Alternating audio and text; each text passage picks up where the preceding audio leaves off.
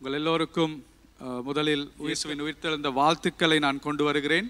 இந்த காலை நேரத்தில் சபைக்கு வந்து ஆண்டவரை ஆராதனை செய்வதற்கு, அதே போல் இந்த உயிர்த்தெழுந்த ஞாயிற்றுக்கிழமை அவர் எங்களுக்கு செய்த மிகப்பெரிய காரியம், அதாவது எங்களுடைய கிறிஸ்தவ நாட்குறிப்பு கேலண்டர் எடுத்து பார்த்தண்டா கிறிஸ்தவ கேலண்டரில் இருக்கிற மிக முக்கியமான நாள் இயேசு மீண்டும் உயிர்த்தெழுந்த நாள்.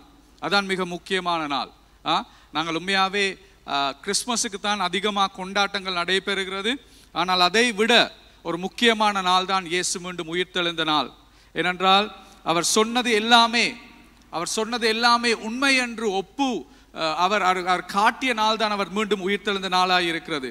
இன்றைய நாளில் என்னுடைய செய்தி அந்த செய்தியை நான் தலையங்கம் கொடுத்திருக்கிறேன். அந்த தலையங்கம் தான் வல்லமையை தரித்து கொள்ளல். உங்களுக்கு தெரியும், இந்த காலகட்டத்தில் நாங்கள் லூக்கா புத்தகத்திலிருந்து கிட்டத்தட்ட 7 கிழமைகள் பல விஷயங்களை பார்த்து கொண்டு வருகிறோம். அதே போல் இன்றும் லூக் 24ஆம் அதிகாரம் 36லிருந்து 49 வரை நாங்கள் பார்க்க போகிறோம். என்னுடைய பிரதான சிந்தனை என்னவென்றால், உயிர்த்தெழுதல் என்பது வெறும் ஆறுதல் மட்டுமல்ல, அது புதுப்பித்தலையும் மறுசீரமைப்பையும் குறிக்கிறது. உயிர்த்தெழுதல் என்பது வெறும் ஆறுதல் மட்டுமல்ல, அது மீட்மைத்தலை உங்களுக்கு குறிக்கிறது. இல்லாத உங்களை மீட்டுதலை குறித்து அதில் பேசப்படுகிறது. அப்படி இல்லாவிட்டால் நாங்கள் சொல்கிறோம் அது புதுப்பித்தலை குறித்து பேசப்படுகிறது, மறுசீரமைத்தலை குறித்து அதில் பேசப்படுகிறது. இது அர்த்தம் என்னன்னு நான் உங்களுக்கு சொன்னேன்டா, அதாவது நாங்கள் எதையாவது இழக்கும் பொழுது எங்களுக்கு ஆறுதல் யாராவது சொல்றது, இழந்து போன பிறகு ஆறுதல் சொல்றது ஒரு பெரிய விஷயம். யாராவது இழந்து போன நேரத்தில் ஆறுதல் சொல்லக்குள்ள அது எங்களுக்கு மனதுக்கு சந்தோஷத்தை கொண்டு வரும், இல்லாட்டி ஒரு சுகத்தை கொண்டு வருமா. அந்த நேரத்தில் ஆறுதல் வரும், யாராவது வார்த்தைகளால் எங்களுக்கு பேசுகிற பொழுது, ரைட். ஆனால் உயிர்த்தெழுதல் என்று சொல்றது ஒரு நாளைக்கு உங்களுக்கு அப்படிப்பட்ட ஒரு ஆறுதல் கிடைப்பது மட்டுமல்ல, ரைட். நீங்க இழந்து போன எல்லாவற்றையும் ஆண்டவர் திரும்பி கொடுக்கிற ஒரு நாள் வரப்போகிறது. நல்ல நான் சொல்றேன், நல்லா கேட்டுக்கொள்ளுங்க. அது மாத்திரமல்ல, இந்த உலகத்தில் உங்களுக்கு கிடைக்காத எல்லாவற்றையும் கிடைக்க போகிற ஒரு நாள் வரப்போகிறது, ரைட். நான் சொல்றது நல்லா கேட்டுக்கொள்ளுங்க. நீங்க சிலர் இந்த இடத்துல இருக்கிறீங்க, எனக்கு தெரியும் இந்த இடத்துல இருக்கிறீங்க. நீங்க சொல்றீங்க, நான் என் வாழ்க்கையில வயசு போயிட்டுது, என் முழு வாழ்க்கையும் நான் வாழ்ந்தது எனக்காக அல்ல, மற்றவர்களுக்காக என்ற முழு வாழ்க்கையும் நான் வாழ்ந்து நான் வயசுக்கு போய் நான் எந்த வாழ்க்கையை ஒரு நாளும் அனுபவிக்க இல்லை, எனக்கென்று ஒரு சந்தோஷம் இருக்கவே இல்லை. துக்கப்படுறீங்களா அதை குறித்து? இனி உங்களுக்கு ஒரு சந்தர்ப்பம் கிடைக்காது என்று நினைக்கிறீங்களா? நான் உங்களுக்கு சொல்றது நல்லா கேட்டுக்கொள்ளுங்க. உயிர்த்தெழுந்தல் ஞாயிற்றுக்கிழமை என்பது அதில் இருக்கிற மிக முக்கியமான விஷயம் என்னவென்றால், இந்த நாள் உங்களுக்கு என்ன சொல்லுதண்டா, நீங்கள் எதை இழந்து போனீர்களோ அந்த இழந்து போன எல்லாம் திரும்பி கிடைக்கிற ஒரு நாள் வரப்போகிறது. அது மாத்திரமல்ல, உங்களுக்கு இந்த உலகத்தில் கிடைக்காத விஷயங்கள், ரைட். இன்னைக்கு எத்தனையோ போராட்டத்துக்கு மத்தியில் போறீங்க தானே. வீடு கட்டணும், வெளிநாடு போகணும், அதை செய்யணும், இதை செய்யணும் என்று எத்தனையோ போராட்டத்துக்கு மத்தியில் நீங்க சென்று கொண்டிருக்கிறீங்க. ஆனா சில நேரத்தில் உங்களுக்கு தேவையானது கிடைக்கல. நீங்க எவ்வளவோ போராடினாலும் அது உங்களுக்கு கிடைக்கல. நீங்க சில வேளை இந்த உலகத்தை விட்டு போகும் பொழுது நீங்க போராடின சில காரியங்கள் உங்களுக்கு கிடைக்காமலே இந்த உலகத்தை விட்டு போற ஒரு நாள் வரப்போகிறது. ஆனால் உங்களுக்கு ஒரு நற்செய்தியை நான் சொல்ல விரும்புகிறேன். இந்த உலகத்தை விட்டு போயக்குள்ள நீங்க போராடின காரியம் உங்களுக்கு கிடைக்காவிட்டாலும் அவை எல்லாமே கிடைக்க போகிற ஒரு நாள் வரப்போகிறது. அதுதான் உயிர்த்தெழுதல். அதான் உயிர்த்தெழுதல் ஞாயிற்றுக்கிழமையில் இருக்கிற பிரதான செய்தியாக இருக்கிறது. இதை நான் இந்த 2 நாளில் இதை நான் ஆயத்தப்படுத்துகிற பொழுது ஆண்டவர் எனக்கு தனிப்பட்ட விதத்தில் பேசிய பல காரியங்கள் இருக்கிறது. அவர் என்னுடைய இருதயத்தோடு பேசினார், எனக்கு காண்பித்தார் சில விஷயங்கள். எனக்குள் ஒரு பெரிய ஒரு சந்தோஷம். ஆண்டவரே, நான் உங்களுக்கு நன்றி செலுத்துகிறேன், எனக்கு உங்களை தெரிந்தபடியினால் என்று நான் எத்தனையோ தடவை என் இருதயத்துக்குள் நான் யோசித்தேன். ஆண்டவரே நன்றி, ஆண்டவரே நன்றி, உங்களோடு இருக்கிற உறவுக்காக நன்றி. எவ்வளவு எதிர்பார்ப்பு கிறிஸ்தவர்களுக்கு இருக்கிற இந்த எதிர்பார்ப்பு வேறு ஒருவருக்குமே இல்லை. உங்களுக்கு தெரியுமா, முதல் நூற்றாண்டுல கிறிஸ்தவர்கள் அவர்கள் தங்களோட உயிரை கொடுக்கறதுக்கு பயப்பட இல்லை. வந்து ஆக்கள் வந்து சொன்னாங்க, நீ கிறிஸ்தவரா என்ற, நீ கிறிஸ்தவன் இல்லைன்னு சொல்லு, உண்ட உயிரை நீ காப்பாற்றி கொள்ள முடியும். ஆனால் அவர்கள் பயப்பட இல்லை.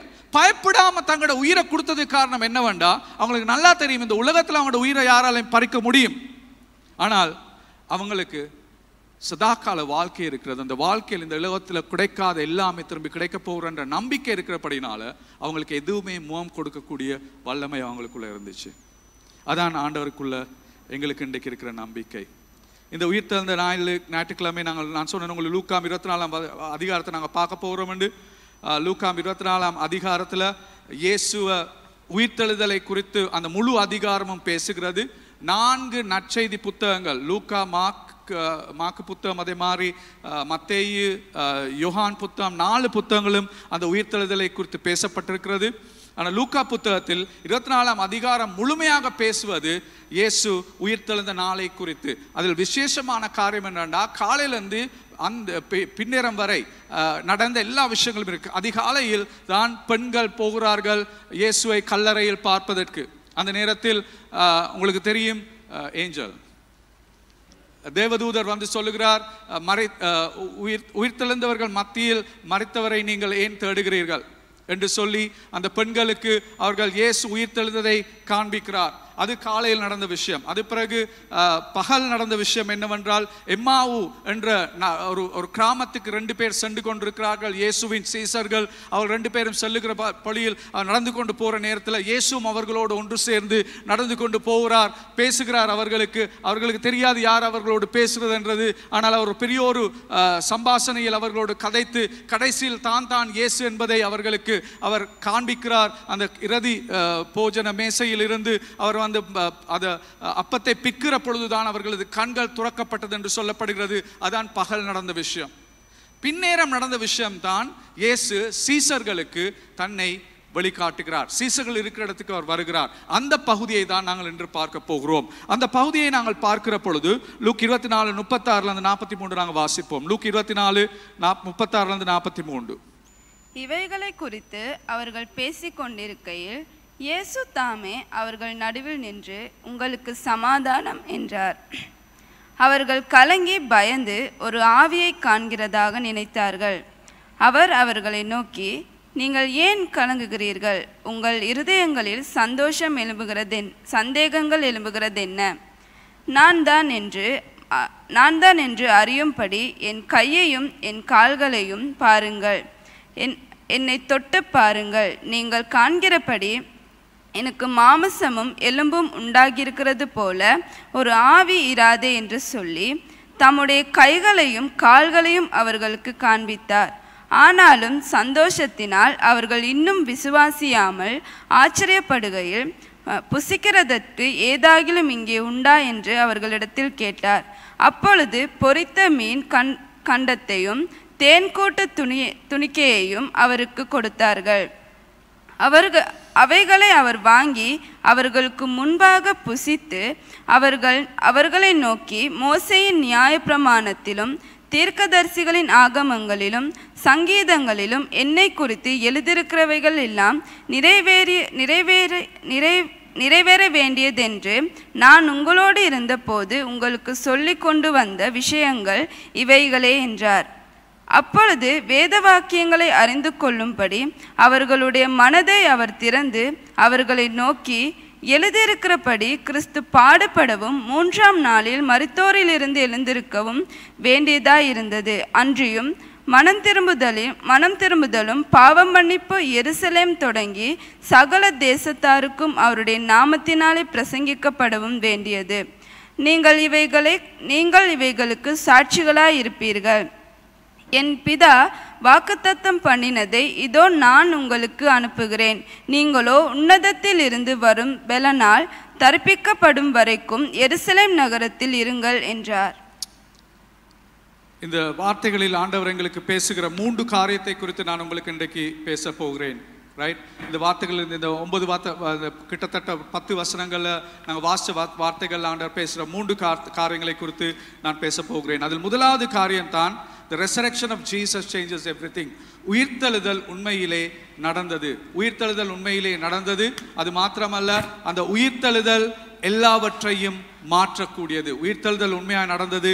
உயிர்த்தெழுதல் எல்லாத்தையும் மாற்றக்கூடியதாக இருக்கிறது. இந்த இடத்தில் எங்களுக்கு காணக்கூடியதாக இருக்கிற விஷயம் என்னவென்றால், நாங்கள் இந்த உலகத்தில் இன்று இருக்கிற ஒரு சிந்தனை உயிர்த்தெழுதல் ஆண்டவர் சிலர் சொல்லுகிறார்கள் இயேசு சிலுவையில் மரிக்கவில்லை, சிலர் சொல்லுவார்கள் இயேசு உயிர்த்தெழவில்லை என்று சொல்லுவார்கள். கிட்டடிலையும் நான் ஒரு இடத்தில் போய் என் வாகனம் செய்கிற ஒரு இடத்துக்கு போகிற நேரத்தில் அந்த கராஜில் இருக்கிற நான் என்ன செய்கிறேன்னு கேட்டோன்னு நான் சொன்னேன், நான் ஒரு பாஸ்டாக இருக்கிறேன்னு. அவர் சொன்னார், நான் வேறொரு சமயத்தை சேர்ந்தவர், எனக்கு உங்களுக்கு சில கேள்விகள் கேட்க விருப்பமாக இருக்குது என்று அவர் என்னிடம் கதைக்க ஆரம்பித்தார். கதைக்கிற பொழுது அவர் சொன்ன ஒரு விஷயம் என்னவென்றால், அவர் எனக்கு சொன்ன விஷயம் என்னென்றால் அவர் சொன்னார், இயேசு அவரை சிலுவையில் அரைஞ்சாங்க தானே, நான் கேள்விப்பட்டிருக்கிறேன், இயேசு சிலுவையில் அரைஞ்ச கதையை நான் கேள்விப்பட்டிருக்கிறேன். ஆனால் அவர் மீண்டும் உயிர்த்தெழுந்தது உண்மை இல்லை தானே, அது ஒரு கதைக்கு சொல்லியிருக்காங்க, ஆண்டவர் அவங்களோட வார்த்தையில சொல்லியிருக்கலாம், உங்களோட புத்தகத்தில் சொல்லியிருக்கலாம். ஆனால் அவர் உயிர்த்தெழுந்தது உண்மை இல்லை தானே, அவர் மரிச்சது தானே, அதோட முடிஞ்சுதான் அவரோட கதை என்று அவர் என்கிட்ட கேட்டார். அப்பொழுது நான் அவரிடம் சொன்னேன், இது ஒரு சமயத்தில் சொல்லப்பட்ட ஒரு கதை அல்ல, இது ஒரு வரலாற்றில் நடந்த ஒரு விடயம். இந்த புத்தகத்தில் கூட நீங்க பாத்தீங்கன்னா, லூக்கா இந்த புத்தகத்தை எழுதுற பொழுது அவர் ஒரு வைத்தியர் என்ற விதத்தில் அவர் இந்த புத்தகத்தை எழுதுகிற பொழுது லூக்கா 1ஆம் அதிகாரம் முதல் 2 வசனத்தை நீங்க வாசிச்சு பார்த்தீங்கன்னா உங்களுக்கு தெரியும். லூக்கா சொல்லுகிறார், நான் கண்களால் கண்ட சாட்சிகளை வைத்து இயேசுவின் வாழ்க்கை கதையை முழுமையாக உங்களுக்கு எழுதுகிறேன். என்னென்ன கதை எழுதுறார்? அந்த கதை எழுதுறார் சும்மா வந்ததுக்கு போனதுக்கு அவர் அந்த கதை எழுதல. அவர் சொல்றார், கண்களால் கண்ட சாட்சிகளை வைத்து நான் இயேசுவின் முழு வாழ்க்கை கதையும் நான் உங்களுக்கு திலோப்பியஸ் என்ற நபருக்கு தான் எழுதுகிறார். அவருக்கு சொல்றார், நான் உங்களுக்காக எழுதுகிறேன் என்று. அது மாத்திரமல்ல, இந்த முதலாவது இந்த புத்தகங்கள், அதாவது லூக்கா, மாற்கு, மத்தேயு, யோவான் புத்தகங்கள் எழுதுகிற நேரத்தில் இந்த சாட்சிகள் இன்னும் உயிரோடு இருக்கிறாங்க. ரைட். இந்த புத்தகங்கள் வெளியே வரைக்குள்ள எழுதப்பட்ட பெயர்கள் இன்னும் வெளியில இருக்கிறாங்க. உங்களுக்கு காணக்கூடியதா இருக்குது. முதலாவது இயேசுவை போய் பார்த்தது யோஹானா, மேரி என்று 3 பேர். ஒரு மேரி யாக்கோபு அம்மா, இன்னொரு மேரி மேக்டலின், மற்றது யோஹானா என்ற 3 பெண்மணிகள். அவர்களுடைய பேரை லூக்கா இந்த புத்தகத்தில் எழுதியிருக்கிற இந்த 3 பேர் தான் முதல்ல போய் பார்க்குறாங்க என்று அவங்க யாருன்னு சொல்றார். மேரி சாதாரண மேரி என்று சொன்னா அந்த எருசலேத்தில் மேரி பல மேரிகள் இருக்கிறாங்க. மேரி மேக்டலின் அவருடைய 2வது பேர் சொல்லப்பட்டிருக்கிறது. மற்ற மேரியை பற்றி சொல்லும் பொழுது யாக்கோபின் தாயாகிய மேரி என்று சொல்லுகிறார். ஏன் அப்படி அவர் அவ்வளவு எங்களுக்கு இந்த நபர்களை குறித்து கூற காரணம் என்ன? நான் சொல்றது பொய்யா இருந்தாண்டா போய் அவங்ககிட்ட கேளுங்க, அவங்க இன்னும் உயிரோடு இருக்கிறாங்க, அவங்க இன்னுமே இருக்கிறாங்க இந்த இடத்துல. அதனால இந்த கதை எழுதும் பொழுது, இந்த கதைகள் எழுதப்பட்ட வந்தது எங்களுக்கு ஒரு சரித்திரத்தில் நடந்த சும்மா ஒரு கடவுள் செத்துட்டு திரும்பி உயிர்த்தெழுந்தார் என்று காட்டுறதுக்கு அல்ல. இதற்கு தேவையான சாட்சிகளோடு இது ஒழுங்காக எழுதப்பட்ட ஒரு காரியமா இருக்கு. முதலாவது, நாங்கள் கிறிஸ்தவர்கள் என்ற விதத்தில் எங்களுக்கு ஒரு சந்தேகமே இருக்கக்கூடாது, இயேசு மீண்டும் உயிர்த்தெழுந்தாரா இல்லையானது குறித்து ஒரு சந்தேகமே எங்களுக்கு இருக்கக்கூடாது. எங்களுக்கு ஏண்டா எங்களுடைய கிறிஸ்தவம் என்ற ஆண்டவர் படிப்பிச்ச எல்லா காரியங்களும் நடைபெற முடிக்க கூடிய ஒரே விதம் என்னவென்றால், நாங்கள் இதை விசுவாசிப்பதன் ஊடாக அவர் உயிரோடு இருக்கிறார். இயேசு நீங்க காண்றீங்க 41ஆம் வசனத்துல அவர் சொல்லுகிறார், அவர் சீசர்களிடம் சொல்லுகிறார், நான் தான் உங்களிடத்தில் வந்திருக்கிறேன். அவர்கள் கண்டோன்னு அவங்க பயப்படுறாங்க. சீசர்கள் பயந்து போய் ஏதோ ஒரு ஆவி வந்துட்டு பயந்து அவங்க பயந்து கொண்டிருக்கிற நேரத்தில் இயேசு என்ன சொல்றார்? இது நான், பாருங்க இந்த கை, பாருங்க இந்த கால், பாருங்க அவருடைய உடம்பை காட்டி அவங்களுக்கு அந்த நேரத்தில் அவங்க சந்தோஷப்படுறாங்க. பயமும் இருக்கு, சந்தோஷமும் இருக்கு. அவங்களுக்கு தெரியுது இயேசு என்று, அவங்களுக்கு இயேசு என்று அவங்களுக்கு காணக்கூடியதா இருக்குது. ஆனாலும் அவங்களுக்குள்ள ஒரு பயமும் இருக்குது. அது மாத்திரம் இல்லாம இயேசு அந்த நேரத்தில் என்ன சொல்றார்? ரைட், உங்களுக்கு இன்னுமே ஷுவர் இல்லாட்டி நான் ஒரு ஆவி என்று நீங்க என்ன நினைக்கிறதா இருந்தா சாப்பிட்றதுக்கு என்ன இருக்கு இந்த இடத்துல? எனக்கு சாப்பிட்றதுக்கு என்ன இருக்கு? ஆண்டவருக்கும் அந்த நேரத்தில் பசி வந்துச்சா? இல்லை, அவங்களுக்கு நிரூபிக்க வேண்டியதா இருந்துச்சு. நான் சரீரம் உள்ள அதே இயேசு என்பதை நிரூபிப்பதற்காக அவர் கேட்கிறார். சாப்பிட்றதுக்கு என்ன இருக்குது? மீன் எடுங்க. மீன் எடுத்து அவர் சாப்பிடுகிறார். அந்த நேரத்தில் அவர்களுக்கு அவர் ஒப்பிட்டு காட்டுகிறார். அவர் ஒரு சந்தேகம் இல்லாமல் அவர்களுக்கு காண்பிக்கிறார். நான் இயேசு, நீங்கள் உங்களுடைய இருந்த அதே இயேசு நான் என்பதை காண்பிக்கிறார். ரைட்? இது கட்டுக்கதையா இருந்தாண்டா, ரைட், இது கட்டுக்கதையா இருந்தாண்டா இது எழுதினவங்க இப்படி எழுதியிருக்க மாட்டாங்க. ரைட்? நான் அதையும் உங்களுக்கு சொல்லணும். ஏனண்டா அந்த நாட்கள்ல பெண்களுக்கு சமூகத்தில் இடம் இருக்கல. பெண்கள் சொல்றதை ஒருத்தர் நம்ப மாட்டாங்க. ரைட்? லூக்காவும் மற்ற இந்த கதை எழுதின 4 பேருமே சொல்றாங்க, இயேசு உயிர்த்தெழுந்ததை முதலாவதாக தெரிவிக்கப்பட்டது பெண்களுக்கு. கட்டுக்கதையா இருந்தாண்டா பெண்களை ஒரு நாளும் இந்த கதைக்குள்ள கொண்டிருக்க மாட்டாங்க. ஏன்னா அந்த நாட்கள்ல பெண்களுக்கு சமூகத்தில் ஒரு இடம் இருக்கல. பெண்கள் சொல்றத அவங்க கேட்க மாட்டாங்க. நான் உங்களுக்கு ஏன் அப்படி சொல்றேன்டா, உங்களுக்கு இந்த கதையிலே பார்க்கக்கூடியதா இருக்குது. லூக் 24:10 பார்க்கலாம். யாரு இயேசுவை முதலாவது கண்டது? லூக் 24:10. இவைகளை அப்போஸ்தலருக்கு சொன்னவர்கள் மகதலேனா மரியாளும் யோவான்னாலும் யாக்கோபின் தாயாகிய மரியாளும் இவர்களோட கூட இருந்த மற்ற ஸ்திரீகளுமே. ரைட், பாருங்க, முதல்ல இவற்றை அப்போஸ்தலர்கள் சொன்னது யாரு? 3 ஸ்திரீகள். அப்படியாண்டா இது கட்டுக்கதையா இருந்தாண்டா ஒரு நாளும் இந்த 3 ஸ்திரீகளையும் அவர்கள், அதாவது இந்த எழுதினவர்கள் எழுதியிருக்க மாட்டார்கள். அவர்கள் பெயர்களை கூட சொல்லியிருக்க மாட்டார்கள். ஏண்டா இதை சொன்னா யாருமே நம்ப மாட்டாங்க. பெண்கள் சொன்னா யாருமே நம்ப மாட்டாங்க. உங்களுக்கு சந்தேகம் இருந்தா நான் சொல்றது, அதாவது பெண்கள் சொன்னா யாரும் நம்ப மாட்டாங்கன்னு அந்த காலத்துல உங்களுக்கு சந்தேகம் இருந்தா அந்த சந்தேகத்தை இல்லாமக்கிறதுக்கு 11ஆம் வசனம் 12ஆம் வசனத்தை வாசிங்க. இவர்களுடைய வார்த்தைகள் அவர்களுக்கு வீண் பேச்சாக தோன்றினதினால் அவர்கள் இவர்களை நம்பவில்லை. பேதுருவோ எழுந்திருந்து கல்லறையினிடத்திற்கு ஓடி அதற்குள்ளே குனிந்து பார்க்கையில் சீலைகளை தனிப்பட்டு வைத்திருக்க கண்டு சம்பவித்ததை குறித்து தன்னில் ஆச்சரியப்பட்டு கொண்டு போனான். பேதுரு கூட பெண்கள் சொன்னதை நம்பவில்லை. அப்போஸ்தலர்கள் கூட பெண்கள் சொன்னதை நம்பவில்லை. அப்படிப்பட்ட ஒரு கலாச்சாரம், அந்த கலாச்சாரத்தில் பெண்களின் வார்த்தைக்கு ஒரு இடமில்லை. பெண்களை நம்ப மாட்டார்கள். அப்படிப்பட்ட ஒரு கலாச்சாரத்தில் தான் பேதுரு கூட பெண்கள் சொன்னதை நம்பாமல் ஓடி போய் பார்க்கிறான். இது உண்மையா பொய்யாண்டு அவன் கல்லறைக்கு போய் பார்த்த பின்புதான் அவனுக்கு ஒரு நிச்சயம் வருகிறது. ஆம், இயேசு மீண்டும் உயிர்த்தெழுந்தார். அதனால் இன்று உங்களுக்கு யாராவது உங்களுக்கு இந்த கேள்வியை கேட்கிறாங்களா இருந்தா, இன்னுமே இயேசு உண்மையாகவே உயிர்த்தெழுந்தாரா, இல்லாட்டி இது ஒரு கட்டுக்கதையா, இது சமயத்துக்கு மட்டும் கூறப்பட்ட ஒரு விஷயமா, நான் உங்களுக்கு தெளிவாக நீங்கள் விளங்கிக் கொள்ள வேண்டிய விஷயம் என்னவென்றால், அதோட உங்களுடைய இருதயத்தில் கூட அப்படிப்பட்ட ஒரு சந்தேகம் இருந்தால் இன்று நீங்கள் அந்த சந்தேகத்தோடு கொடுக்கல் வாங்கல் செய்ய வேண்டும். இயேசு உண்மையாகவே உயிர்த்தெழுந்தார். அதற்கான ஆதாரங்கள் வேண்டுமான அளவு ஆண்டவருடைய வார்த்தையில் எங்களுக்கு கொடுக்கப்பட்டிருக்கிறது. கொரிந்தியர் புத்தகத்தை நீங்கள் எடுத்து வாசிக்கும் பொழுது அது சொல்லப்படுகிறது, இயேசு உயிர்த்தெழுந்த இயேசுவை ஒரே தடவையில் 500 பேருக்கு மேற்பட்டவர்கள் கண்டார்கள் என்று சொல்லப்படுகிறது. ஒரே தடவை. ரைட்? அதனால் ஆண்டவருடைய வார்த்தையில் நாங்கள் பார்க்கும் பொழுது எங்களுக்கு எவ்வளவோ காரியங்கள் சொல்லப்பட்டிருக்கிறது. அவருடைய உயிர்த்தெழுதல் உண்மையாக நடந்த ஒரு விஷயம். ரைட்? இது ஒரு நல்ல கதை இல்லை, மரித்தார் மீண்டும் உயிர்த்தெழுந்த ஒரு நல்ல கதை இல்லை. இது வரலாற்றில் நடைபெறப்பட்ட ஒரு உண்மையான விடயம். இந்த உண்மையான விடயம் நாங்கள் சிந்திக்கிறதை மாற்ற வேண்டும். இது உண்மையாக இருந்தால் இது நாங்கள் சிந்திக்கிற விதம், நாங்கள் வாழ்க்கையை பார்க்கிற விதம் எல்லாவற்றையும் மாற்ற வேண்டும். ஏதாவது உதாரணத்துக்கு நாங்கள் சொல்லுவோம் என்றால், எங்களுடைய வாழ்க்கையில் நாங்கள் மரணத்தை குறித்து சிந்திக்கிற விதம் இது மாற்ற வேண்டும். பலர் இன்று உலகத்தில் வாழ்ந்து கொண்டிருப்பது, இந்த உலகத்தில் இருக்கிற வாழ்க்கை மட்டும்தான் எங்களுக்கு இருக்குது. நாங்கள் மறிச்சோன்னா எல்லாமே முடிஞ்சுது. கிறிஸ்தவர் கூட துக்கமான விஷயம் அதுதான். நாங்கள் கூட அப்படிதான் வாழ்ந்துட்டு இருக்கிறோம். இந்த உலகத்தில் நாங்கள் மறிச்ச பிறகு எல்லாமே முடிஞ்சுது. அதனால மறிக்கிறதுக்கு முதலாக எப்படியாவது எனக்கு சந்தோஷத்தை நான் பெற்றுக்கொள்ளணும் தான் நாங்களும் வாழ்ந்துட்டு இருக்கிறோம். நாங்களும் அதான் ஓடிட்டு இருக்கிறோம். ஓடுறோம், முடிவே இல்லை. நாங்கள் நினைச்சிட்டு இருக்கிறோம் இந்த வாழ்க்கையோட எல்லாமே முடிஞ்சுது. ஆனால் உயிர்த்தெழுதல் உண்மை என்று நீங்கள் விசுவாசிக்கிற ஒரு நபராக இருந்தால் அந்த சிந்தனை மாற வேண்டும். நீங்களும் நானும் மற்றவர்கள் போல் வாழ முடியாது. இயேசு உயிர்த்தெழுந்தது உண்மை என்ற நம்பிக்கை எங்களுக்குள் இருந்தால். ஏனென்றால் எங்களுக்கு தெரியும் இந்த வாழ்க்கை அதாவது எங்களோட மரணத்தோட முடிகிற விஷயம் அல்ல.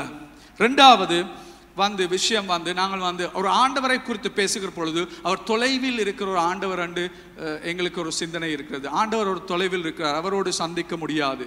ஆனால் உயிர்த்தெழுதலை நீங்கள் விசுவாசிக்கிற நபராய் இருந்தால் ஆண்டவர் உங்கள் அருகில் இருக்கிறார். இயேசு உயிர்த்தெழுந்த பின்பதாக அவருடைய சீசர்களிடத்தில் வந்தார். சீசர்களிடத்தில் தன்னை நான் தான் இயேசு என்று அவர் காண்பிக்கிறார். அதாவது உயிர்த்தெழுந்த இயேசு உங்கள் அருகில் இருக்கிறார். அவர் தூரத்தில் அல்ல, அவர் தூர தொலைவில் இருக்கிற தேவன் அல்ல, உங்களுக்கு அருகில் இருக்கிற தேவன். அந்த சிந்தனை எங்களை மாற்ற வேண்டும். மூன்றாவது இன்னொரு சிந்தனை, இந்த உலகத்தில் இருக்கிற சிந்தனை தான் எல்லா சமயமும் ஒன்றைத்தானே சொல்லுது, எல்லா சமயமும் நல்லது செய்ய சொல்லித்தானே சொல்லுது. கேட்டுக்கிறீங்களா? இதுக்கு முதல்ல எத்தனையோ பேர் சொல்லுவாங்க, என்ன வித்தியாசம், அந்த சமயத்தில் அப்படி சொல்றாங்க, இந்த சமயத்தில் இப்படி சொல்றாங்க, ஆனால் அது எல்லாமே வேற வேற மார்க்கமாக இருந்தாலும் எல்லாமே ஒரு இடத்துக்கு தான் போகுது. கேள்விப்பட்டிருக்கீங்களா? உயிர்த்தெழுந்தல விசுவாசிக்கிற ஒரு நபராக இருந்தா கிறிஸ்தவம் சொல்லுவது எல்லா சமயத்தை விட மிகவும் வித்தியாசமான ஒரு விடயம். ரைட்? இமயமலைக்கு சேவை செய்ய போன ஒரு பாஸ்டர், அவர் இமயமலையில் சேவை செய்து கொண்டிருக்கும் பொழுது வேறு சமயத்தை சேர்ந்த ஒரு மத குரு அவரிடம் பேச ஆரம்பித்து அவர் சொன்னார், நீங்கள் யார், என்ன செய்றீங்கன்னு எல்லாம் கேட்ட பின்பதாக அவருக்கு சொல்லுகிறார், எல்லா சமயமும் ஒன்று தானே. ஆண்டவர் இந்த இமயமலைக்கு மேலே இருக்கிறேன்டா ஒரு சமயம் சொல்லுது இந்த ரோடால் நீங்கள் போனீங்கன்னா ஆண்டவர்கிட்ட போகலாம், இன்னொரு சமயம் சொல்லுது அந்த ரோடால நீங்க ஏறி போனா ஆண்டவர்கிட்ட போகலாம், இன்னொரு சமயம் சொல்லுது பின்பக்கத்தால் ஏறி வந்தா நீங்க ஆண்டவர்கிட்ட போகலாம். ஆனா எந்த சமயம், எல்லா சமயமும் சொல்றது மேல இருக்கிற ஆண்டவரை குடிச்சு வேறு வேறு பாதைகளால் போற வழியத்தானே எல்லா சமயமும் சொல்லுது என்று இந்த போதகருக்கு சொன்னார். இந்த போதகர் ஒரு நிமிஷம் மௌனமா இருந்துட்டு ஒரு நல்ல ஒரு பதில் ஒன்று சொன்னார். அவர் சொன்ன பதில் என்ன தெரியுமா? அவர் சொன்னார், இல்லை, கிறிஸ்தவம் ஒரு வித்தியாசம் இருக்கிறது. என்னது? அப்ப அவர் கேட்டார், என்ன வித்தியாசம்? கிறிஸ்தவத்துல மலைக்கு மேல இருக்கிற ஆண்டவர் ரங்கி வாரார் மலைக்கு கீழே இருக்கிற எங்களை சந்திக்கிறதுக்கு. மலைக்கு மேல இருக்கிற ஆண்டவர் ரங்கி வாரார் மலைக்கு கீழே இருக்கிற எங்களை சந்திக்கிறதுக்கு. நாங்க மலையேறி போத்தவேல ஆண்டவரை சந்திக்கிறது. ஆமென், ஆமென். நாங்கள் எல்லா சமயமும் ஒன்று என்று சொல்லுவது அதை எங்களுக்கு ஏற்றுக்கொள்ள முடியாது. நம் ஆண்டவர் எங்களுக்கு செய்த விஷயம் என்னவென்றால், எங்களுடைய நன்மையினால் நாங்கள் ஆண்டவரை கிட்டி போகவில்லை, அவருடைய நன்மையினால் அவர் எங்களை கிட்டி வந்திருக்கிறார். அதான் மிகப்பெரிய வித்தியாசம். ஓகே, அப்ப உயிர்த்தெழுதல் உண்மையாயிருந்தால் இவ்வாறான நாங்கள் சிந்திக்கிற விஷயங்கள் மாற வேண்டும். அதான் முதலாவது விஷயம். ரைட். ரெண்டாவது விஷயம் நான் இன்றைக்கு உங்களுக்கு சொல்ல போற விதம், உயிர்த்தெழுதல் உண்மையாகவே நடந்த ஒரு விஷயம். ரெண்டாவது, உயிர்த்தெழுதல் முழு வேதாகமத்தை புரிந்து கொள்ள எங்களுக்கு உதவுகிறது. ரைட். 44 இருந்து 46 வசனம் வரை நாங்கள் வாசிப்போம். 44 இருந்து 46. அவர்களை நோக்கி, மோசேயின் நியாயப்பிரமாணத்திலும் தீர்க்கதரிசிகளின் ஆகமங்களிலும் சங்கீதங்களிலும் என்னை குறித்து எழுதியிருக்கிறவைகள் எல்லாம் நிறைவேற வேண்டியதென்று நான் உங்களோடு இருந்தபோது உங்களுக்கு சொல்லிக்கொண்டு வந்த விஷயங்கள் இவைகளே என்றார். அப்பொழுது வேத வாக்கியங்களை அறிந்து கொள்ளும்படி அவர்களுடைய மனதை அவர் திறந்து அவர்களை நோக்கி, எழுந்திருக்கிறபடி கிறிஸ்து பாடுபடவும் 3ஆம் நாளில் மரித்தோரிலிருந்து எழுந்திருக்கவும் வேண்டியதாயிருக்கிறது. என்ன அர்த்தம்? அவருடைய மனங்களை திறந்தார் என்று சொல்லப்படுகிறது. அதில் அர்த்தம் என்ன? அவருடைய மனக்கண்களை திறந்தார். இந்த வார்த்தைகளை புரிந்து கொள்வதற்கு மனக்கண்களை திறந்தார் என்று இந்த இடத்தில் சொல்லப்படுகிறது. அப்படி என்றால் இந்த 3 வருஷம் இயேசு அவர்களுக்கு கற்றுக் கொடுக்கிற பொழுது, இந்த சீசர்களுக்கு கற்றுக் கொடுக்கிற பொழுது அந்த வார்த்தைகள் அவர்களுக்கு விளங்கவில்லையா? அவர்களது மனக்கண்கள் திறந்திருக்கவில்லையா என்ற கேள்வி எங்களுக்குள் வருகிறது. ஆனால் அதுக்கு பதில் என்னவென்றால், இந்த ஆண்டவருடைய வார்த்தையை முழுமையாக அறிந்து கொள்வதற்கு உயிர்த்தெழுதல் தேவை. உயிர்த்தெழுதல் இல்லாமல் ஆண்டவருடைய வார்த்தையை முழுமையாக அறிந்து கொள்ள முடியாது. நான் சொல்றது நல்லா கேட்டுக்கொள்ளுங்க. ரைட். இயேசு உயிர்த்தெழுந்த பின்புதான் அவர்கள் கற்றுக்கொண்ட எல்லாமே உண்மை. இப்பதான் எங்களுக்கு இது புரிகிறது. அவர் கற்றுக் கொடுத்தது எல்லாத்துக்கும் ஒரு அர்த்தம் வருகிறது. அவர் உயிர்த்தெழுந்த பின்புதான் ஆண்டவருடைய வார்த்தை அவர்களுக்கு புரிகிறது. ரைட். நான் இதுக்கு உங்களுக்கு 2 உதாரணம் காட்டுறேன். முதலாவது எம்மாவு என்ற பாதையில் சீசர்கள் 2 பேர் போகக்குள்ள இயேசு அவர்களுக்கு பக்கத்தில் போய் அவர்களுக்கு கதைக்கிற பொழுது ரைட்? பாருங்க, லூக் 24 வசனம் 25 இருந்து 27 வாசிச்சு பாருங்க என்ன சொல்லுது. லூக் 24 25 27.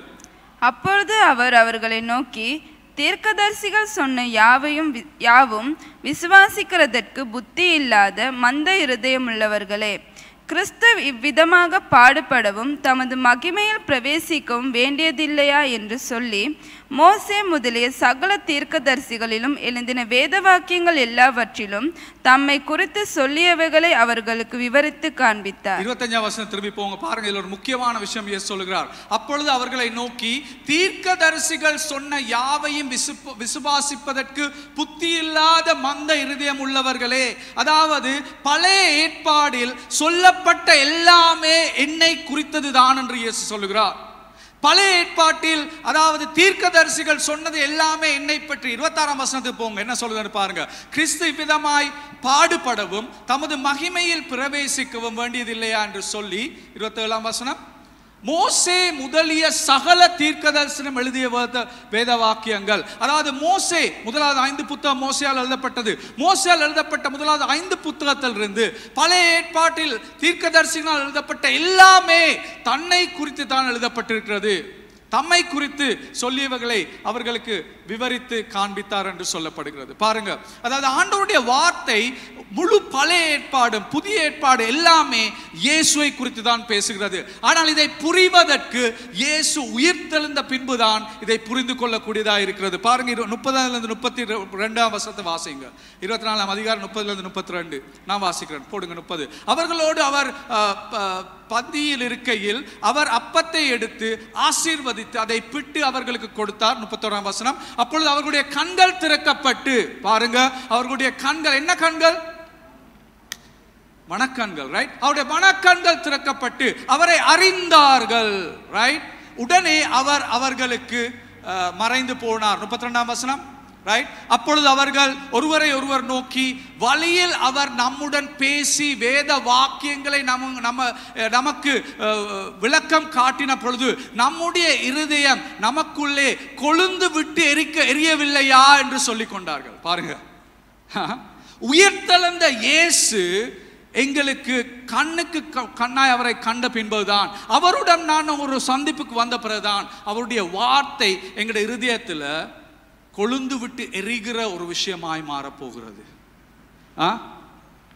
இயேசுவை நாங்கள் கண்ணால் சந்திக்க வேண்டும். இன்னொரு கதை, இன்னொரு நபரை நாங்கள் பேசுகிறோம். நினைக்கிறதுக்கு பாவுல் அடியார் வந்து யூத ஒரு ஆண்டோடைய வார்த்தையை நன்றாக தெரிந்த, பழைய ஏற்பாடை நன்றாக தெரிந்த அந்த பாவுல் அடியார் வந்து அவர் வந்து அந்த யூதராக வாழ்ந்து கொண்டிருக்கும் பொழுது, சாவுலாக வாழ்ந்து கொண்டிருக்கும் பொழுது அவர் இயேசுவின் பின்பற்றுபவர்களை அவர் அழித்து கொண்டிருந்தார். அவர்களை கொன்று அவர்களை அழித்து அந்த சபைகளுக்கு அவர் ஒரு உபத்திரமாய் இருந்து அவர் வந்து ஒரு நாள் அவர் வந்து டமஸ்கஸ் வீதியில நடந்து கொண்டு போய்க்குள்ள என்ன நடக்குது? இயேசு அவரை முகத்துக்கு முகம் சந்திக்கிறார். அவர் சாவுல் என்ற பெயரை கூப்பிடுகிற பொழுது பாவுலடியார் கேட்கிறார், நீங்க யார் ஆண்டவரே? நான் இயேசு என்று அவர் சொல்லுகிறார். நான் இயேசு என்று அவருக்கு சொன்ன பின்பதாக அவருக்கு என்ன நடக்குது? அந்த சந்திப்பின் பின்பதாக அவரது கண் குருடாய் போய் கிட்டத்தட்ட 3 நாட்கள் அவர் கண் குருடாய் இருந்தார். அந்த கண் குருடாய் இருக்கும் பொழுது நான் நினைக்கிற விஷயம் இதுதான், கண் குருடாய் இருக்கும் பொழுது அவருடைய மனக்கண் திறக்கப்பட்டது. பழைய ஏற்பாட்டில் அவர் யோசித்திருக்கலாம், அடே இந்த இயேசு உண்மையாகவே நான் சந்தித்த இந்த இயேசு உயிர்த்தெழுந்த இயேசுவை தானே நான் சந்தித்தேன். அப்ப இயேசு உயிர்த்தெழுந்திருந்தால் அவர் வந்து அவரை ஏன் இவர் கொன்றாலும் அவர் உயிர்த்தெழுந்தவராக இருந்தால் அவர் வந்து கட்டாயமாக மெசாயா தான், மெசாயாக்கு மட்டும்தான் உயிர்த்தெழுந்த முடியும். அப்படி என்றால் அவரை ஏன் அப்படிப்பட்ட ஒரு இயேசுவை, அப்படி மசாயாவை ஏன் இப்படி ஆண்டவர் இவ்வளவு உபத்திரங்களுக்கு இடம் கொடுத்திருக்கிறார்? அவர் யோசித்து பார்த்திருப்பார், இந்த உலகத்துக்கு வர்ற மெசாயாவை ஏன் அவருடைய தகப்பனே சிலுவையில் மறிப்பதற்காக இடம் கொடுத்தார், ஏன் அவரை கைவிட்டார் என்ற சிந்தனைகள் அவர்களுக்கு வந்திருக்கலாம், பவுலுக்கு வந்திருக்கலாம். அதை சிந்தித்து பார்க்கிற பொழுது அவர் நினைத்திருக்கலாம், அப்படி என்றால் இது அவருடைய பாவங்கள் அல்ல, அவருடைய பாவங்களுக்காக அவர் மறிக்கவில்லை, அவருடைய பாவங்களுக்காக அவர் தண்டனை பெறவில்லை, அப்படி என்றால் யாருடைய பாவங்களுக்காக இது எல்லாம் அவர் எடுத்து சென்றார் என்று சிந்தித்திருக்கலாம். அப்பொழுதுதான் அவருக்கு வந்திருக்கலாம், இது என்னுடைய பாவத்தை தான் இயேசு இந்த உலகத்தில் இருக்கும் பொழுது என்னுடைய பாவத்துக்கு மரித்தார் என்ற சிந்தனை அவருக்குள் வந்தது. அதன் பின்பதாக அவர் அதே இயேசு தான் உயிர்த்தெழுந்து என்னை சந்தித்தார். அதன் பின்பு அவர் 3ஆம் நாளுக்கு பின்பதாக அவர் சொல்லுகிறார், இதுவரை யாருக்கும் அறியாத நற்செய்தியை ஆண்டவர் எனக்கு காண்பித்திருக்கிறார். அதை அந்நிய ஜாதிகளுக்கு கொண்டு செல்லும்படி என்னை அவர் அழைத்திருக்கிறார் என்று பவுலடியார் சொல்லுகிறார். ரைட். உயிர்த்தெழுந்த இயேசுவை கண்ட பின்பதுதான் பவுலுக்கு பழைய ஏற்பாட்டில் கற்றுக்கொண்ட எல்லாமே அர்த்தம் அவருக்கு வந்தது. அதனால் உங்களுக்கு ஆண்டோடைய வார்த்தையை நன்றாக புரிந்து கொள்ள வேண்டும் என்றால் உயிர்த்தெழுந்த இயேசுடன் எங்களுக்கு ஒரு சந்திப்பு தேவை. உயிர்த்தெழுந்த இயேசுடன் ஒரு சந்திப்பு தேவை. ரைட். முதலாவது விஷயம் என்னது? ஆண்டவர் இயேசு உண்மையாகவே உயிர்த்தெழுந்தார். இரண்டாவது விஷயம், உயிர்த்தெழுந்தல் முழு வேதாகமத்தை புரிந்து கொள்ள எங்களுக்கு உதவுகிறது. கடைசி விஷயம் இதுதான் உங்களுக்கு நான் அன்றைக்கு டைம் எடுத்து நான் சொல்ல வேண்டிய விஷயம். உயிர்த்தெழுதல் உண்மையான நம்பிக்கையை தருகிறது. வெறும் ஆறுதலை மட்டுமல்ல, அது மீட்டுதலை எங்களுக்கு தருது. மீட்டுதலை எங்களுக்கு தருகிறது. அதனூடாக எங்களுக்கு மறுசீரமைப்பு எங்களுக்கு கிடைக்கிறது. ரைட். இதில் நான் என்ன சொல்ல வருகிறேன் என்றால் 46ஆம் வசனத்திலிருந்து நாங்கள் 49 வரைக்கும் வாசிப்போம். 46லிருந்து 49. எழுதியிருக்கிறபடி கிறிஸ்து பாடுபடவும் 3ஆம் நாளில் மரித்தோரிலிருந்து எழுந்திருக்கவும் வேண்டியதாய் இருக்கிறது. அன்றியும் மனம் திரும்புதலும் பாவ மன்னிப்பும் எருசலேம் தொடங்கி சகல தேசத்தாருக்கும் அவருடைய நாமத்தினாலே பிரசங்கிக்கப்படவும் வேண்டியது. நீங்கள் இவைகளுக்கு சாட்சிகளாய் இருக்கிறீர்கள். என் பிதா வாக்குத்தத்தம் பண்ணினதை இதோ நான் உங்களுக்கு அனுப்புகிறேன். நீங்களோ உன்னதத்தில் இருந்து வரும் பெலனால் தரிப்பிக்கப்படும் வரைக்கும் எருசலேம் நகரத்தில் இருங்கள் என்றார். பாருங்க, உன்னதத்தினாலிருந்து வரும் பெலனால் தரிப்பிக்கப்படும் வரை எருசலேமில். அதான் நான் இது சொன்னேன், பலனால் நாங்கள் தரிப்பிக்கப்படுதல் என்றதுக்கு நான் இந்த தலையங்கம் கொடுத்தது காரணம் இதுதான். இதில் இயேசு என்ன சொல்லுகிறார் என்றால், இந்த செய்தி, அதாவது நான் உயிர்த்தெழுந்த செய்தியை நீங்கள் எடுத்துக்கொண்டு போய் இந்த உலகத்தில் இருக்கிற எல்லாருக்குமே சொல்ல வேண்டும். ஏன் இந்த செய்தியை இந்த உலகத்தாருக்கு நீங்கள் போய் சொல்ல வேண்டும் என்ற கேள்விதான் எங்களுக்கு இருக்கிறது. ஏன் இந்த இயேசு மீண்டும் உயிர்த்தெழுந்தார், அவர் பாவங்களுக்காக மரித்து மீண்டும் உயிர்த்தெழுந்தார், இந்த செய்தியை நாங்கள் ஏன் போய் எல்லோருக்கும் சொல்ல வேண்டும்? ஏனென்றால் இந்த செய்தி ஒரு எதிர்பார்ப்பு கொடுக்கிற செய்தியாக இருக்கிறது. நல்லா கேட்டுக்கொள்ளுங்க. இந்த உலகத்துல எதிர்பார்ப்பு கொடுக்கிற ஒரே செய்தி இயேசுவின் நற்செய்தியாக இருக்கிறது.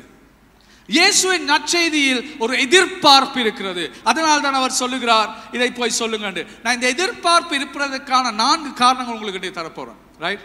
பார்த்துக்கொள்ளுங்க. சில காரணங்கள் இன்றைதான் முதல் தடையில் நீங்க கேட்கலாம், ஆனா உங்களோட வாழ்க்கையிலும் இந்த எதிர்பார்ப்பு இருக்கிறதா? இந்த எதிர்பார்ப்போடு நீங்க வாழ்றீங்களா? இந்த எதிர்பார்ப்பு இருக்கிற நபராக இருந்தா நீங்க கட்டாயமா நீங்க போய் மற்றவங்களுக்கும் இந்த எதிர்பார்ப்பை குறித்து பேச போகிறீங்க. முதலாவது எதிர்பார்ப்பு தான், இயேசு உயிர்த்தெழுந்தது உண்மையா இருந்தால் நமக்கு ஒரு எதிர்காலம் உண்டு. நமக்கு ஒரு எதிர்காலம் உண்டு. இந்த வாழ்க்கை எங்களுக்கு ஒரு முடிவல்ல. நான் அதான் ஆரம்பிச்ச இடமே, இந்த வாழ்க்கை எங்களுக்கு ஒரு முடிவல்ல, எங்களுக்கு ஒரு எதிர்காலம் இருக்கிறது. இயேசு மீண்டும் உயிர்த்தெழுந்தது உண்மையா இருந்தால் நாங்களும் மரித்த பின்பதாக இயேசுவை விசுவாசிக்கிற நபர்களாக நாங்களும் மீண்டும் எழப்போகிறோம் என்பதை குறித்து எங்களுக்கு சந்தேகம் இல்லை. எங்களுக்கு ஒரு எதிர்காலம் இருக்கிறது. அதான் முதலாவது விஷயம். ரைட்.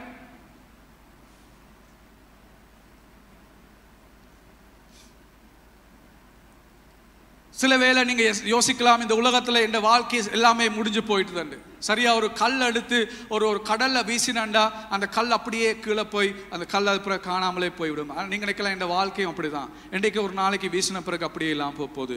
இன்றைக்கு ஒரு நாள் இந்த சாம்பல் ஆகி இந்த உலகத்துல இல்லாமல் போகுது. இன்றைக்கு ஒரு நாள் என் பேரை எல்லாரும் மறந்துட போறாங்க. நான் ஒரு நபர் இருந்தது ஒருத்தருக்குமே தெரியாமல் போகுது. நான் உங்களுக்கு சொல்ல விரும்புகிறேன், ஒரு கிறிஸ்தவன் என்ற விதத்தில் உங்களுக்கு முதலாவது விஷயம் என்னவென்றால், உங்களுக்கு ஒரு எதிர்காலம் இருக்கிறது. உங்களோட வாழ்க்கை இந்த உலகத்தில் முடிந்து போவதில்லை. அதான் முதலாவது எதிர்பார்ப்பு. ரைட். அதாவது இரண்டாவது விஷயம் தான் இதுல சொல்லப்படுகிற நான் சொல்ற விஷயம் என்றா, இந்த எதிர்காலம் ஒரு தனிப்பட்ட எதிர்காலம். The future is personal. இது ஒரு தனிப்பட்ட எதிர்காலம். பலர் சொல்லுகிறார்கள் இன்றைக்கு என்னவென்றால், நாங்கள் மரித்த பின்பதாகவும் எல்லா கணப்பேர் சொல்றாங்க, நாங்கள் மரித்தாலும் எங்களுக்கு ஒரு வாழ்க்கை இருக்கின்றது சிலர் விசுவாசிக்கிறாங்க. எத்தனை பேர் அந்த லயன் கிங் படம் பார்த்தீங்க? லயன் கிங் பிள்ளைகளோட படம் லயன் கிங் பார்த்துருப்பீங்க தானே? அதில் கதைக்கிறாங்க சர்க்கிள் ஆஃப் லைஃப். அதாவது வாழ்க்கை சக்கரம். அதில் என்ன சொல்லுதுண்டா, நீங்கள் செத்த பிறகு என்ன நடக்குது, உங்களை நிலத்தில் போடுறாங்க. அப்போ உங்களோட சரீரம் வந்து அது வந்து மண்ணோட மண்ணாக போய் அந்த சரீரத்தில் இருக்கிறது வந்து அது வந்து கடைசியாக ஒரு என்னது உலமா மாறுது. அதனூடாக அது வந்து மரங்களுக்கு உதவி செய்து வளர்றதுக்கு, அந்த மரத்துல இருந்து பழம் வருது, அந்த பழத்தை திரும்பி யாராவது சாப்பிட்றாங்க. அப்படி வாழ்க்கைன்றது ஒரு சக்கரம். அதாவது ஒரு முடிவில்லை. அதை நீங்க செத்தாலும் உங்களோட உடம்பை பாவிச்சு இன்னொன்றுக்கு ஒரு உதவியா வரப்போகுது. அதனால மரம் வந்து அந்த மரத்துல இருந்து வர்ற பழத்தை இன்னொரு ஆள் சாப்பிட்றதால அவருக்கு இன்னொரு உயிர் வரப்போகுது. அப்படி அது ஒரு எதிர்பார்ப்பு. அதாவது வாழ்க்கை ஒரு சக்கரம் என்ற ஒரு எதிர்பார்ப்பு இருக்குது. ரைட்? பல சமயங்கள் சொல்லுகிற விஷயம் என்னவென்றால், நீங்கள் மரித்தாலும் உங்களுடைய ஆத்மா மரிக்க போவதில்லை. நீங்க மரித்தாலும் உங்களோட ஆத்மா மரிக்க போறதில்லை. உங்களோட ஆத்மா எங்கேயாவது போகுது. அது போற இடத்தை நீங்க தான் நிர்ணயிக்க வேண்டும். நீங்க உலகத்துல பிழை செய்ததை விட அதிகமா நன்மை செய்திருந்தால் உங்களோட ஆத்மா சரியான ஒரு இடத்துக்கு போவோம். அப்படி இல்லாவிட்டால் மீண்டும் ஒரு பிறப்பு இருக்குது அந்த ஆத்மாவுக்கு. அது எப்படி பிறக்குமோ தெரியாது. ஆனால் திரும்பி பிறந்து நீங்க வந்து செய்த அநியாயங்கள் அக்கிரமங்களுக்கு நீங்க விலை செலுத்தி ஒரு நாள் அந்த விலை எல்லாம் செலுத்தின பிறகு அந்த ஆத்மா எங்கேயோ ஒரு இடத்துல இருந்திடும் என்று சொல்லப்படுது. அது சமயங்கள் சொல்லுகிற விஷயமா இருக்கிறது. ரைட்? ஆனா உங்களுக்கும் எனக்கும் இருக்கிற மிக ஆழ்ந்த தேவை என்ன? உங்களுக்கும் எனக்கும் இருக்கிற மிக ஆழ்ந்த ஆசை என்ன? மனிதர்களுக்கு இருக்கிற மிக ஆழ்ந்த தேவையும் ஆசையும் என்னவென்றால், எனக்கு மற்றவர்கள் என்னை அன்பு செலுத்த வேண்டும், நான் மற்றவர்களுக்கு அன்பு செலுத்த வேண்டும். இதுதான் மனிதனின் ஆழமான தேவை. மனிதர்களுக்கு என்னை மற்றவர்கள் அன்பு செலுத்த வேண்டும், நான் மற்றவர்களுக்கு அன்பு செலுத்த வேண்டும். இதுதான் எல்லா மனிதர்களுக்கும் இருக்கிற ஆழமான தேவை. இந்த தேவையை உங்களோட ஆத்மா ஒரு நாளைக்கு எங்கேயோ போகுதுன்றது உங்களுக்கு அதை உங்களுக்கு சந்தோஷப்பட முடியுமா? இந்த தேவை இருக்கும் பொழுது நீங்க வந்து ஒரு சக்கரமா, வாழ்க்கை ஒரு சக்கரமா செத்த பிறகு மண்ணாகி மண்ணால வர்ற உலத்தின் ஊடாக மரமாகிறன்னு சொல்ல பொழுது அது உங்களுக்கு சந்தோஷம் வருதா? இந்த தேவை சொல்லுகிற பொழுது நீங்கள் மரணம் என்று வரைக்குள்ள உங்களுக்குள்ள ஒரு பயம் தான் இருக்கிறது. பயம். மரித்த பிறகு எனக்கு யார் அன்பு செலுத்த, எனக்கு யாரும் இல்லை, நான் அன்பு செலுத்த யாரும் இல்லை என்ற ஒரு பயம் தான் உங்களுக்கு இருக்குதே ஒழிய உங்களுக்கு ஒரு நாளும் ஒரு ஆறுதல் கிடைக்க போவதில்லை இந்த மாதிரியான விஷயங்களை கேட்கிற பொழுது. ஆனா நான் உங்களுக்கு சொல்லுகிறேன், கிறிஸ்தவத்தில் உங்களுக்கு ஒரு தனிப்பட்ட எதிர்காலம் இருக்கிறது. அதன் அர்த்தம் என்ன? இயேசு உயிர்த்தெழுந்த பொழுது அவருக்கு ஒரு சரீரம் காணப்பட்டது. அந்த சரீரம் சாப்பிடக்கூடிய சரீரம் ஒரு பக்கத்தால, மற்ற பக்கத்தால மூடி இருக்கிற கதவால மூடப்பட்ட அறைக்குள் செல்லக்கூடிய ஒரு சரீரம். ஒரு பக்கத்தால் அதுக்கு சாப்பிட முடியும் அந்த சரீரத்தால், இயேசுகிற சரீரத்தால. அடுத்த பக்கத்தால மூடி ஒரு அறை மூடப்பட்டிருந்தால், கதவு மூடப்பட்டிருந்தால் அந்த மூடப்பட்ட கதவுக்குள்ள கூட அந்த சரீரத்துக்கு செல்லக்கூடியதா இருக்கிறது. அப்படி என்றால் அவர் என்ன சொல்லுகிறார் என்றால், நீங்களும் நானும் ஒரு நாள் மீண்டும் உயிர்த்தெழுகிற பொழுது உங்களுக்கும் எனக்கும் ஒரு மகிமையான சரீரம் கிடைக்க போகிறது. நான் சொல்றதை நல்லா கேட்டுக்கொள்ளுங்க. ஒரு மகிமையான சரீரம். தனிப்பட்ட எதிர்காலம் என்றது அதுக்கு தான் அர்த்தம் சொல்லுகிறேன். அதாவது ஏதோ ஒரு ஆத்மா எங்கேயோ போய் இருக்க போறது இல்லை. எங்களுக்கும் உங்களுக்கும் இருக்கிற எதிர்பார்ப்பு என்னன்றா, ஆண்டவர் ஒரு நாள் எங்களுக்கு ஒரு மகிமையான சரீரத்தை தரப்போகிறார். அந்த சரீரத்தால் உங்களுக்கு உணவு உட்கொள்ள முடியும், அந்த சரீரத்தால் உங்களுக்கு இன்னொரு நபரை அன்பு செலுத்த முடியும், அந்த சரீரத்தால் இன்னொரு நபர் உங்களுக்கு அன்பு செலுத்த முடியும், அந்த சரீரத்தால் நீங்கள் இந்த உலகத்தில் இழந்து போன எல்லாவற்றையும் மீண்டும் பெற்றுக்கொள்ள முடியும். அந்த சரீரம் ஒரு நாளும் வயது போகிற சரீரம் அல்ல. அந்த சரீரம் ஒரு நாளும் நோய் நொடிகளால் பாதிக்கப்படுகிற சரீரம் அல்ல. ஒரு மகிமையான சரீரம். அதான் ஆண்டவர் எங்களுக்கு கொடுத்திருக்கிறார். நீங்கள் இயேசுவின் உயிர்த்தெழுதலை விசுவாசிக்க விட்டால் உங்களுக்கு இந்த எதிர்பார்ப்பு இல்லை. இயேசுவின் உயிர்த்தெழுதலை நீங்கள் விசுவாசிக்க விட்டால் உங்களுக்கு இந்த எதிர்பார்ப்பு இல்லை. அதாவது உங்களுக்கு இருக்கிற ஆழமான தேவை என்ன? அன்பு செலுத்த வேண்டும், அன்பை பெற்றுக்கொள்ள வேண்டும். அது இந்த உலகத்தோடு முடிந்து போகிறது. ஆனால் நீங்கள் இயேசுவின் உயிர்த்தெழுதலை விசுவாசிக்கிற நபராக இருந்தால் ஒரு மகிமையான சரீரத்தோடு எதிர்காலத்தில் உங்களுக்கு உங்களோட வாழ்க்கை முடிவற்ற ஒரு காலத்தில் நீங்கள் வந்து அந்த அன்பை பெற்றுக்கொள்ள முடியும், அந்த அன்பை உங்களால் கொடுக்கவும் முடியும். ரைட்? மூன்றாவது காரியம் இது ஒரு நிச்சயமான எதிர்காலம். நிச்சயமான எதிர்காலம். இதில் நான் என்ன சொல்ல வருகிறேன் என்றால், சில சமயங்கள் சொல்லுகிறது, ஆம் பரலோகம் என்ற ஒரு இடம் இருக்குது, நரகம் என்ற ஒரு இடம் இருக்குது. ஆனால் பரலோகத்துக்கு நீங்கள் போக வேண்டுமென்றா அதை தீர்மானிக்கிறது நீங்கள் உலகத்தில் செய்கிற நன்மைகளை வைத்து தான் அது தீர்மானிக்கப்படுது. எவ்வளவு நன்மைகள் நீங்கள் செய்கிறீங்களோ, எவ்வளவு நன்மையான காரியங்கள் நீங்கள் செய்கிறீங்களோ, உங்கள் நன்மையை வைத்துத்தான் நீங்கள் பரலோகம் போறீங்களா நரகம் போறீங்களா என்ற தீர்மானிக்கிறது நீங்கள் செய்த நன்மைகள், நீங்கள் செய்த பாவங்களை வைத்து தான் தீர்மானிக்கப்பட போகுதுன்னு தான் சில இன்னொரு ஒரு சமயம் எனக்கு தெரிஞ்ச ஒரு சமயம் அட்லீஸ்ட் அதை சொல்லுது. ஆனால் நான் உங்களுக்கு சொல்ல விரும்புகிறேன் என்னவென்றால், உங்களுடைய எதிர்காலம் நிச்சயம். நீங்கள் கட்டாயமாக பரலோகத்தில் இருக்க போறீர்கள். நீங்க எப்படிப்பட்ட வாழ்க்கை வாழ்ந்து இருந்திருக்கிறீங்களோ எனக்கு தெரியாது. ஆனால் இன்றைக்கு நீங்கள் இயேசுவுக்குள் வந்திருந்தால், இயேசுவின் ரட்சிப்பை நீங்கள் ஏற்றுக்கொண்ட நபராய் இருந்தால், நான் உங்களுக்கு சொல்ல விரும்புகிறேன், உங்களுக்கு பரலோகம் நிச்சயம். நிச்சயம். ஏனென்றால் என்னன்னு தெரியுமா, நீங்க ஒரு பிழை செஞ்சுட்டு உங்களுக்கு நீங்க நீதியை உடைச்சிட்டீங்கண்டா உங்களுக்கு 5 வருஷம் சிறை தண்டனை கொடுப்பாங்க. 5 வருஷம் சிறை தண்டனை முடிஞ்ச பிறகு என்ன செய்வாங்க, உங்களை விடுதலை செய்வாங்க. ஏனென்றா நீங்க அதற்கான விலையை செலுத்தி முடிச்சிட்டீங்க. இயேசு சிலுவையில மரித்து உயிர்த்தெழுந்தவுடன் உங்கள் பாவங்கள் எல்லா பாவங்களுக்கும் அவர் விலை செலுத்தி முடித்தார். இயேசு மரித்து 3ஆம் நாள் உயிர்த்தெழுந்த பின்பதாக உங்களுடைய பாவங்கள் எல்லாவற்றுக்கும் அவர் விலை செலுத்தி விட்டார். ஒரு கடையில் நீங்க போய் சாமான் வாங்கிட்டு சில வேளை வெளியில கல்யாண சாமானை வாங்கிட்டு வாரீங்க, செக்யூரிட்டி ஒரேடியா நிப்பாட்டிட்டு சொல்றான், பில்லை காட்டுங்க. ஏண்டா அவருக்கு சந்தேகம், நீங்க இவ்வளவு சாமானை தூக்கிட்டு போறீங்க, உண்மையாவே வாங்கினீங்களா இல்லாட்டி தூக்கி பேக்ல போட்டீங்களான்னு அவருக்கு ஒரு சந்தேகம் வந்துட்டு பில்லை கேட்கிறாரு. நீங்க பில்லை காட்டணும்னு அவர் பில்லை பார்த்துட்டு அவர் சொல்ற, ரைட் போங்க. உங்களோட பில் என்ன தெரியுமா, அன்றைக்கு கிறிஸ்தவன் என்ற விதத்துல இயேசுவின் மரித்தலும் உயிர்த்தெழுதலும் தான் உங்களோட கையில் இருக்கிற பில். ஆண்டவரே, யாராவது கேட்க சொன்னா பரலோகத்துக்கு போக முடியுமா, இந்த இருக்கு ரிசிப்ட், பேட், ஃபுல்லி பேட், முழுமையாக எனக்கு பணம் செலுத்தப்பட்டு எல்லாமே செலுத்தப்பட்டாச்சு, எனக்கு கட்டாயமாக பரலோகம் நிச்சயம். என்னுடைய எதிர்காலம் எனக்கு நிச்சயம். எனக்கு தெரியும் ஆண்டவர் எனக்கு வைத்திருக்கிற இடத்துக்கு எனக்கு போக முடியும். எனக்கு சந்தேகமே இல்லை அதை குறித்து. ஏனென்றா அது அது நான் செய்கிற நன்மைகள் தீமைகள் இல்லையோ, நான் நல்லா இருக்கிறனோ பிள்ளையா இருக்கிறனோ, நான் பாவம் செய்யலையோ, அதை வச்சு எந்த பரலோகம் நிச்சயப்படுத்தவில்லை. எந்த பரலோகம் நிச்சயப்படுத்தப்பட்டது இயேசு எனக்காக சிலுவையில் செய்த மரணம், அதே போல் அவருடைய 3ஆம் நாள் உயிர்த்தெழுதல். அதுதான் என்னுடைய பரலோகத்தை நிச்சயப்படுத்துது. அதனால் எனக்கு கட்டாயம் தெரியும் எனக்கு பரலோகம் போக முடியும். 3வது விஷயம், நிச்சயமான எதிர்காலம். கடைசியான விஷயம், வர்ஷிப் டீமுக்கு வர சொல்ல போறேன்னாக்க வாங்க. கடைசி விஷயம் இதுதான். இந்த எதிர்காலத்தில் இந்த உலகத்தில் நீங்கள் இழந்த எல்லாமே மீண்டும் கிடைக்கப்படுவதோடு இந்த உலகத்தில் கிடைக்காத யாவும் கிடைக்கப்படும். இந்த எதிர்காலத்தில் இந்த உலகத்தில் நீங்கள் இழந்த எல்லாமே மீண்டும் கிடைக்கப்படுவதோடு இந்த உலகத்தில் கிடைக்காத யாவும் உங்களுக்கு கிடைக்கப்படும்.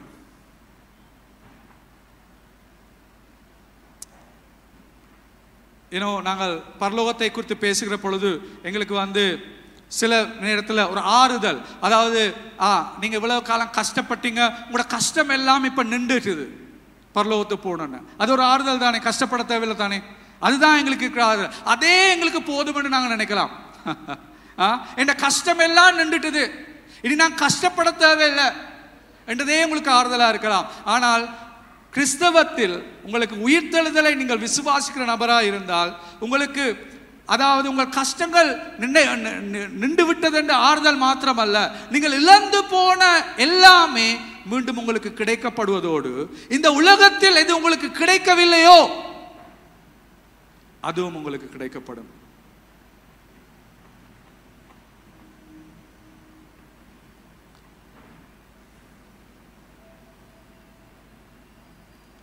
ஏனென்றால் எங்களுக்கு எதிர்காலத்தில் ஆண்டவர் சொல்லுகிறார், ஒரு புதிய வானம் ஒரு புதிய பூமி எங்களுக்கு ஆண்டவர் கொடுக்க போகிறார். அவர் ஒரு நாள் எங்களுக்கு எல்லாவற்றையும் புதிதாக்கப்பட்ட ஒரு உலகத்தில் நாங்கள் அவரோடு வாழப்போகிறோம். அதாவது எல்லாமே இருக்க போகிறது, இந்த உலகத்தில் இருக்கிற எல்லாமே நீங்க இருக்க போகிறது ஒரு நாள் கட்டாயம் இருக்க போகிறது. ஏனென்றால் அது ஒரு புதுப்பிக்கப்பட்ட ஒரு உலகத்தில் நாங்கள் அவரோடு வாழப் போகிறோம் ஒரு நாள். அந்த நாளில் நீங்கள் இழந்தது எல்லாமே ஆண்டவர் உங்களுக்கு திரும்பி தருவதோடு நீங்க இந்த உலகத்தில் உங்களுக்கு கிடைக்காதவற்றையும் அவர் உங்களுக்கு கொடுக்க போகிறார். இயேசுவுக்கு கொடுக்கப்பட்ட அதே புதிய சரீரம் உங்களுக்கும் கொடுக்கப்பட போகிறது. அது ஒரு மகிமையான சரீரமாய் இருக்கிறது. அந்த சரீரம் ஒரு நாளும் வயது போகிற சரீரம் அல்ல. அந்த சரீரம் எப்பொழுதுமே ஒரு வல்லமையான மகிமையான சரீரமாய் உங்களுக்கு இருக்க போகிறது. இந்த உலகத்தில் உங்களுக்கு இருக்கிற சரீரம் உங்களுக்கு விருப்பம் இல்லையா? பரவாயில்ல. ஏனண்டா உயிர்த்தெழுதலின் போது நீங்க எதிர்பார்க்கிற உங்களுக்கு சரீரம் உங்களுக்கு திரும்பி கிடைக்க போகுது. யாருமே ஹல்லேலூயா ஆமென் என்று சொல்லல. இந்த சரீரம் உங்களுக்கு ஆசையா? ஐயோ பாஸ்டர், நான் அவ்வளவு அழகு இல்லையே பாஸ்டர். கணக்கு யோசிக்க வேணாம். 70, 80, 90 வருஷம் இந்த உலகம், அதோட அந்த எல்லாமே முடிஞ்சது. நீங்க எதிர்பார்க்கிற அழகான சரீரம் ஆண்டவர் உங்களுக்கு தரப்போகிறார் உயிர்த்தெழுதலின் போது. ஆமென் ஆமென். இதுதான் எங்களுக்கு இருக்கிற எதிர்பார்ப்பு. அது மாத்திரமல்ல, you might feel that you have wasted your youth. சிலர் நீங்க யோசிக்கலாம், உங்களுடைய இளமை வயதை நான் இழந்து போய்விட்டேனே, பிழையான தீர்மானங்களை எடுத்து என் இளமை அப்படியே போய்விட்டதே. அப்படி இல்லாவிட்டால் சிறு வயதில் திருமணம் முடிச்சு பிள்ளைகளை எனக்கு கொடுத்துட்டு என்ன கைவிட்டுட்டாங்களே, என் இளம் வயது அப்படியே இந்த பிள்ளைகளை பார்த்தே இந்த வாழ்க்கை முடிஞ்சு போயிட்டுதே. அப்படி சிந்திக்கிறீங்களா? நீங்க யோசிக்கலாம், இந்த உலகத்துல நீங்க எடுத்த பிழையான தீர்மானங்களின் நிமித்தம், அதாவது நீங்கள் அடிமைத்தனங்களுக்கு சென்றது நிமித்தம் உங்கள் வாழ்க்கையில் இல்லாம போயிட்டதே என்று நீங்க யோசிக்கலாம். நீங்க யோசிக்கலாம், உங்களுக்கு இருக்கிற ஒரு நோய், மாறாத ஒரு நோய், வாழ்க்கை பூராக இருக்கிற ஒரு நோய், உங்களுடைய வாழ்க்கையை அது களவெடுத்து விட்டது என்று உங்களுக்கு யோசித்து கொண்டிருக்கலாம். நீங்க யோசிக்கலாம், எனக்கு தேவையான திருமணம் எனக்கு கிடைக்கலையே, என் திருமணத்தில் எனக்கு சந்தோஷம் இல்லையே, என் திருமணம் என்னை உடைத்துக் கொண்டிருக்கதே என்று நீங்க யோசிச்சு கொண்டிருக்கலாம். இல்லாட்டி எனக்கு திருமணமே நடக்கவில்லையே, எப்பயாவது எனக்கு திருமணம் என்றது அனுபவத்துக்குள் எனக்கு செல்ல முடியவில்லையே என்று நீங்க துக்கப்பட்டு கொண்டிருக்கலாம். இல்லாட்டி நீங்க யோசிக்கலாம், என் வாழ்க்கையில எனக்கு ஆண்டவர் இப்படிப்பட்ட ஒரு வருத்தம் இருக்கிற நபரை என் வாழ்க்கையில் கொடுத்தபடியினால் அந்த நபரை பார்ப்பதே என்னுடைய முழு வாழ்க்கையும் நான் அர்ப்பணித்திருக்கிறேன். எனக்கு ஒரு வாழ்க்கை இல்லை, நான் அந்த வருத்தம் உள்ள அந்த நபரை பார்க்கறதுல என் வாழ்க்கை அப்படியே ஓடிக்கொண்டிருக்கிறது, என் வாழ்க்கை நாசமாய் போய்கொண்டிருக்குதே என்று நீங்க யோசிக்கலாம். எதை இழந்தீங்க உங்களோட வாழ்க்கையில? எது உங்களுக்கு ஏமாற்றத்தை கொண்டு வந்துச்சு உங்களோட வாழ்க்கையில? எதை குறித்து நீங்க துக்கப்படுகிறீங்க உங்களோட வாழ்க்கையில? உயிர்த்தெழுதலின் நற்செய்தி இதுதான். இழக்கப்பட்ட யாவும் மீண்டும் உங்களுக்கு கிடைக்கப்பட போகிறது. அது மாத்திரமல்ல, இந்த உலகத்தில் எதை நீங்கள் பெற்றுக்கொள்ளவில்லையோ, நான் சொல்றதை நல்லா கேட்டுக்கொள்ளுங்க. சிலர் அன்புக்காக ஏங்கிக் கொண்டிருக்கிறீங்க. எனக்கு அன்பு செலுத்த யாரும் இல்லையா? நான் சொல்லுவான், உங்களுக்கு இந்த உலகத்தில் உங்களுக்கு அன்பு செலுத்த யாரும் இல்லாவிட்டாலும் உங்களுக்கு ஒரு எதிர்காலம் இருக்கிறது. அன்பு அளவில்லாமல் உங்கள் வாழ்க்கைக்கு வந்து கொண்டே இருக்க போகிறது.